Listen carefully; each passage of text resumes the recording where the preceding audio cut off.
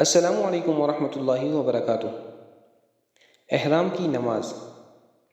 جو شخص عمرہ یا حج کرنا چاہے تو اس آدمی کے لیے عمرہ یا حج کا احرام باندھتے وقت 2 رکعت نماز پڑھنا سنت ہے، اگر مکروہ وقت نہیں ہے۔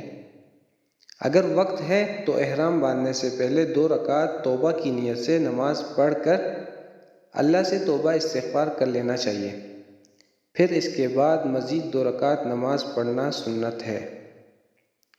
اس نماز کی نیت یہ ہے کہ میں 2 رکعت احرام کی نماز پڑھ رہا ہوں، اللہ اکبر، یا عربی میں اس طرح نیت کریں: نویت ان اصلی رکعتی الاحرام سنت لنبی علیہ الصلاۃ والسلام۔